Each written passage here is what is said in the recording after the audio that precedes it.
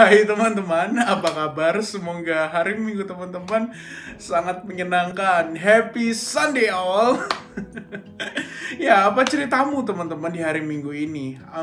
Ini adalah catatan akhir minggu ala Richard Camar. So, saksikan terus. Ya, seminggu ini aku melakukan dan menyaksikan banyak hal teman-teman. Aku pengen sharing ke teman-teman. Salah satunya, minggu ini aku mengunjungi salah satu bank swasta. Aku mau melakukan penggantian kartu ATM. Ya, seperti yang teman-teman ketahui, di akhir 2021 ini, semua kartu ATM di Indonesia sudah harus berbasis chip magnetik. Dan kartu ATM yang aku punya saat ini atau kemarin itu masih kartu ATM dengan teknologi yang lama. Cukup rumit sih proses di bank. Kenapa rumit? Bukan salah banknya. Sebenarnya banknya punya automatic machines yang kita bisa langsung mencetak kartu chip magnetik itu, tapi karena aku pernah melakukan pergantian tanda tangan di Disdukcapil, sehingga data-dataku itu masih belum sinkron antara iktp dengan data yang di bank. Harus ada pergantian tanda tangan, dan di situ prosesnya yang cukup panjang, tetapi puji Tuhan semuanya bisa beres dengan mudah dan dengan akses tentunya, dengan dibantu pihak bank yang sangat ramah terhadap difabel. Dan ya, aku sekarang punya kartu ATM dengan teknologi yang terbaru dengan chip magnetik. Sepulangnya dari bank teman-teman, aku kaget. Kenapa kaget? Karena tumben banget di depan bank tuh ada rame dan ada kemacetan gitu. Bukan kemacetan sih, tapi ada kayak semacam antrian itu. Dan kebetulan bank yang aku kunjungi posisinya berada di sebelah sebuah restoran cepat saji yang inisialnya adalah McD. Jadi McD masih inisial kan, MCD. Dan kebetulan di hari itu adalah hari perilisan menu kolaborasi antara McD dengan sebuah boyband asal Korea Selatan yang inisialnya BTS. Masih inisial juga kan? Ya, mereka mengeluarkan menu kolaborasi berupa nugget, kentang, dan cola. Mungkin teman-teman menjadi salah satu peminat dan waktu itu antri, siapa tahu kan. So, meskipun teman-teman antri, aku percaya teman-teman pasti masih mematuhi protokol kesehatan, karena di situ banyak sekali orangnya, banyak sekali masanya, sampai yang biasanya drive-thru itu bisa langsung, itu ngantri sampai mengular, bahkan sampai di pintu keluar parkiran bank yang aku kunjungi tadi. Cukup terkejut sih. Aku kira ada apa, ternyata ada perilisan menu BTS Meals. Dan aku percaya meskipun itu menimbulkan massa yang besar, tapi protokol kesehatan yakinlah pasti tetap dijalankan. Dan ya, di minggu ini aku juga mencermati satu isu tertentu. Isu apa sih? Isu perpajakan. Aku banyak baca berita tentang perpajakan, terutama karena ada sesuatu yang sedang sering dipergunjingkan dan sering diperbincangkan akhir-akhir ini. Loh, kok aku bahas perpajakan? Iya teman-teman. Jadi pajak adalah salah satu hal yang dipelajari di hukum administrasi negara. Dan hukum administrasi negara bagian dari hukum kenegaraan. Ada yang namanya hukum pajak. Jadi salah satunya aku juga belajar tentang pajak selama aku menempuh studi ilmu hukum. Apa sih isu yang aku cermatin? Isu yang aku cermatin adalah tentang wacana pajak sembako dan pajak pendidikan. Ya, banyak sih spekulasi. Loh, kok pemerintah mau kenain tarif pajak ke sembako sih? Loh, kok pendidikan mau dipajekin sih? Dan berbagai argumentasi. Tetapi salah satu argumentasi pemerintah adalah untuk menaikkan pendapatan sekaligus untuk menerapkan prinsip keadilan dari pajak. Ya, memang berdasarkan teori pajak harus ada namanya prinsip keadilan pajak. Jadi, orang yang punya daya beli tinggi harus dikenai pajak dengan tarif yang lebih tinggi. Sedangkan orang yang berdaya beli rendah itu pajaknya harus seminimal mungkin. Nah, tapi benar nggak sih ini ingin menciptakan suatu prinsip keadilan perpajakan? Kalau argumentasi dari media-media yang aku baca, ya memang ada yang menyebutkan bahwa ya kan kita harus lihat kalau beras itu beras premium, beras organik misalkan, dia harus dikenai pajak. Kan tentu akan berbeda dengan beras yang kualitasnya biasa. Atau daging sapi wagyu misalkan dengan sapi lokal, tentu harganya akan berbeda dan wagyu harus kita pajakin. Masuk akal sih. Bener, masuk akal argumentasinya. Tapi, tunggu dulu. Kenapa kok yang dipajaki bukan barang-barang yang beli di pasar-pasar swalayan atau pasar-pasar yang bisa kita bilang yang mewah? Kenapa juga sampai kepada sembako untuk barang-barang mungkin di pasar-pasar tradisional?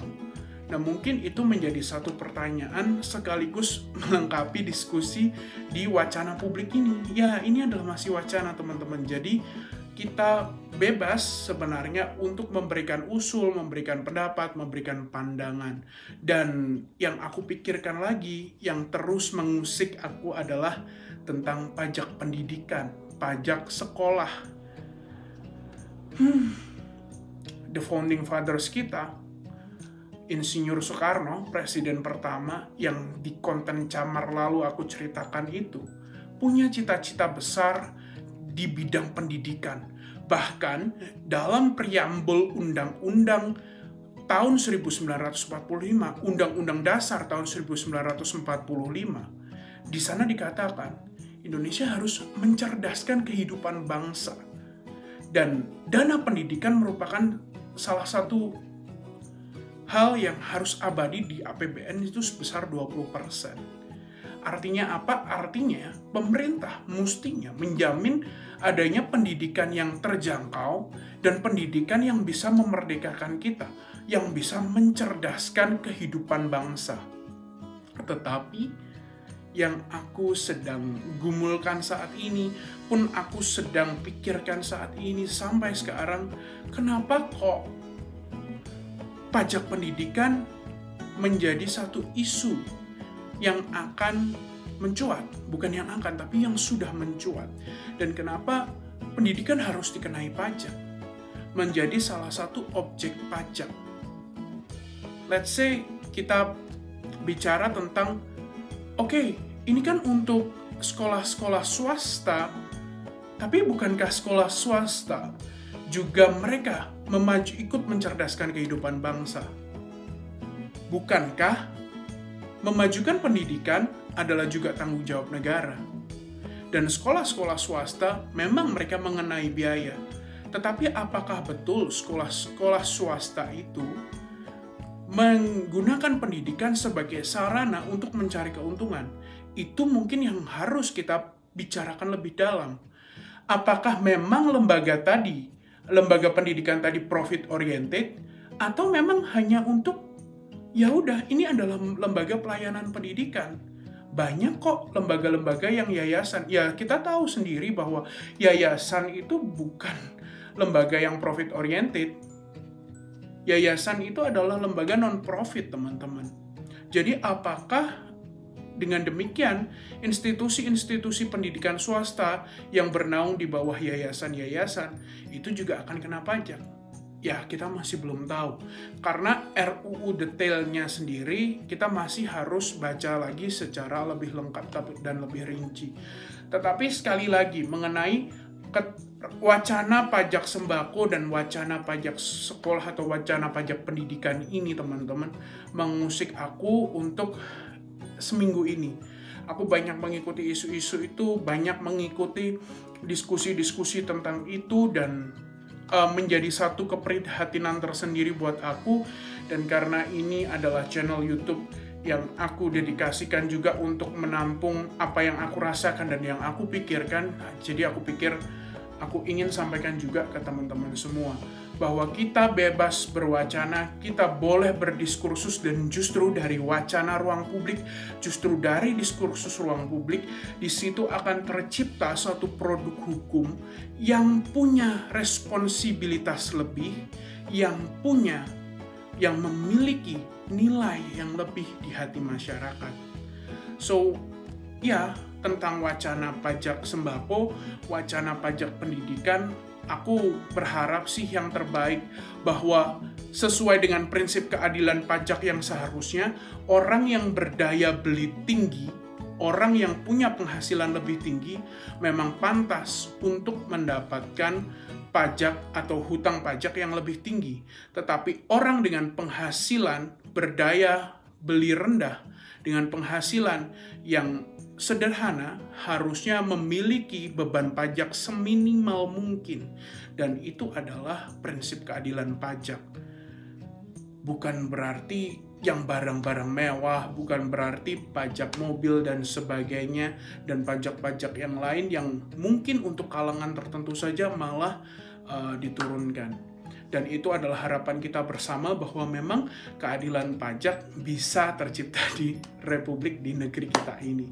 Berharap yang terbaik untuk pemerintahan kita, teman-teman. Aku yakin bahwa dari presiden, wakil presiden, seluruh menteri jajarannya, para legislator, dan seluruh yang terlibat di lembaga yudikatif, bahkan sampai pemerintahan daerah, akan menjalankan Republik ini dengan perasaan dengan hikmat yang tinggi, dengan kebijaksanaan, dan dengan perasaan yang takut akan Tuhan. Bukan takut akan apa, tetapi takut akan Tuhan. Itu menjadi harapan kita bersama, teman-teman. Dan ya, satu hal lagi, teman-teman, yang membuat aku sangat tersentuh, sangat terenyuh di akhir minggu ini adalah kejadian di Piala Euro. Ya, sekarang sudah musim bola. Emang bola kayak buah gitu. Ya, tapi ini Piala Euro. Banyak mungkin teman-teman yang akan nobar gitu. So, aku ingatkan sekali lagi, teman-teman, kalaupun harus nobar, ya seminimal mungkin lah orangnya. Kalau bisa, ya nonton aja sendiri-sendiri di rumah, atau nobar lewat Zoom gitu kan bisa mungkin. Tapi untuk teman-teman yang pengen berhasrat banget nongkrong, ya patuhi protokol kesehatan, karena kasus coronavirus disease COVID-19 di negara kita sedang dalam tren yang naik. Jadi kita harus tetap sama-sama juga bekerja sama dengan pemerintah, bagaimana caranya kita harus meminimalkan lonjakan kasus yang ada dengan mematuhi protokol kesehatan, dengan menjauhi kerumunan, dan terapkan semua yang bisa kita lakukan. Oke, membahas tentang Euro. Kemarin adalah pertandingan antara Finlandia dengan Denmark. Dan salah satu pemain Denmark, Christian Eriksen, mengalami kolaps. Kenapa kok ini membuat aku terenyuh? Ya, karena begitu Christian Eriksen kolaps, dia tidak tersentuh oleh pemain lawan atau dia tidak cedera dan sebagainya. Sepertinya dia mengalami gangguan terhadap kesehatannya sendiri dan dia tersungkur di lapangan. Di saat itu pula kapten dari tim Denmark memanggil petugas medis, pertandingan dihentikan. Seluruh pemain dari tim Denmark membuat pagar betis di sekeliling Christian Eriksen supaya kejadian itu tidak diliput, tidak direkam oleh kamera juga, dan tidak dilihat oleh umum bagaimana para medis bekerja dan sebagainya. Dan yang membuat aku takjub adalah tidak hanya pemain-pemain tim Denmark, tetapi juga pemain-pemain dari tim Finlandia menunjukkan empatinya. Empatinya, teman-teman. Benar-benar empatinya. Karena apa? Karena ketika, ya memang hasil akhirnya Finlandia menang dari Denmark, menang 1-0. Tetapi ketika selebrasi gol itu, gol perdana Finlandia di ajang perdana mereka di kompetisi besar sekelas Piala Eropa. Ini kompetisi perdana mereka, dan ini adalah laga perdana mereka. Tetapi mereka tidak melakukan selebrasi karena untuk menghargai Christian Eriksen yang saat itu harus dibopong keluar lapangan dan mengalami beberapa kondisi medis yang mungkin kita bisa baca di pemberitaan-pemberitaan di minggu-minggu ke depan. itu adalah satu empati yang sangat besar. Ditunjukkan sportivitas, karena itu olahraga, sepak bola adalah sport. Dan mereka menunjukkan sportivitas, perasaan bahwa olahraga itu bukan untuk menang kalah, tetapi olahraga itu adalah untuk menunjukkan bagaimana segala nilai-nilai yang ada di lapangan itu bisa diterapkan, nilai integritas, kekeluargaan, dan sebagai kerjasama dan sebagainya. Dan gak hanya itu, gak hanya para pemainnya, tetapi para supporternya, teman-teman. Even supporternya, mereka semua nangis. Apalagi yang para supporter dari Denmark, mereka nangis. Dan saat Christian Eriksen digotong, ditandu untuk keluar dari lapangan, apa yang terjadi? Supporter Finlandia tapi menyorakkan. Supporter Finlandia menyorakkan kata atau nama Christian, dan supporter Denmark menyorakkan nama Eriksen, Christian Eriksen. Dan itu sungguh diperlihatkan bahwa sesungguhnya sepak bola memiliki sisi humanisnya tersendiri. Itu adalah sisi kemanusiaan yang ditunjukkan dengan sangat apik oleh dalam pertandingan Finlandia dan Denmark. Dan di situ aku melihat bukan hanya soal theatrical bagaimana si kulit bundar itu diolah, tetapi bagaimana theatrical antar tim, antar pemain, bahkan dengan pemain yang saat itu harus dilawannya. Dan kemanusiaan ternyata melebihi dari segala-galanya. So, kita bisa belajar banyak dari situ. Bagaimana dengan sepak bola di Indonesia? Ya, aku harap sepak bola di Indonesia juga memiliki nilai-nilai yang harus kita tanamkan, nilai-nilai sesuai dengan jiwa luhur bangsa kita. Finlandia dan Denmark menunjukkan permainan yang apik, dan itu adalah laga yang sangat-sangat menguras emosi. Ya, itulah teman-teman ceritaku di akhir minggu ini. Aku berharap minggu depan akan lebih baik lagi, dan pasti lebih baik lagi. Kalau ada teman-teman yang penasaran gimana caraku untuk menikmati sepak bola dan sebagainya, ya beraneka ragam sih untuk menikmati sepak bola dan gegap gembita yang ada. Dan aku adalah salah satu orang yang menikmati itu dengan membaca pemberitaan-pemberitaan dan melihat highlight-highlight dari pertandingannya. Apakah itu persoalan? Mungkin ya, mungkin enggak. Tapi kalau teman-teman punya komentar, teman-teman punya cerita, atau teman-teman punya pendapat, silahkan sampaikan di kolom komentar. Jangan sungkan untuk berbagi komentar. So, ini cerita akhir mingguku, cerita akhir minggu ala Richard. Bagaimana cerita akhir minggu ala kamu? Kamu boleh sharing juga di kolom komentar, dan semoga minggu depan, minggu-minggumu ke depan akan semakin baik, akan lebih baik, dan akan semakin antusias.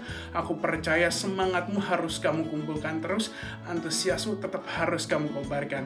Sekarang waktunya kita untuk istirahat, dan kita sambut hari Senin. Kita sambut minggu yang baru dengan penuh antusias. Aku Richard Kennedy, dan salam antusias.